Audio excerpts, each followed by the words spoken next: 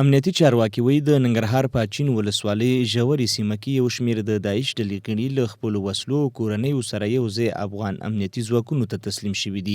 ننګرهار کې د څلورمې پلې لواء د دوهم کنډک د اپراسیون امیر نجیب الله وایي په اچین ولسوالۍ کې د افغان ګډو ځواکونو په تصفوي عملیاتو کې پر داعش ډلې د فشارونو له امله د دې ډلې څلوېښت غړي د خپلو کورنیو سره یو ځای افغان امنیتي ځواکونو ته تسلیم شوي دي.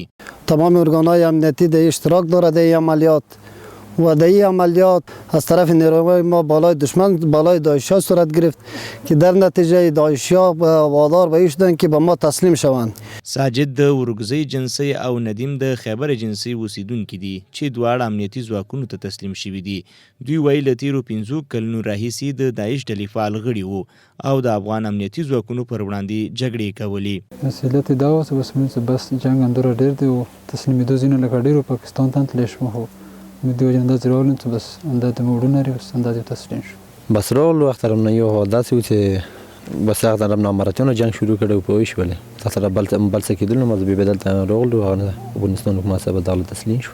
په همدې حال کې د داعش ډلې بل غړی سیف الله چې اصلا د میدان اوسیدونکی دی وایي ځکه حکومت ته تسلیم شوی چې کړي فعالیتونه د اسلام له دایرې بهر وو. بس مو مجبور شو چې بس داسې تسلیم شو و راغلو بس پاش او بس نور څه مو نو په پاکستانیانو افغانیانو بجاوریانو او وزبکو د کاغو پنجابیانو ډېر خاورو مړه بس په څه وښیم.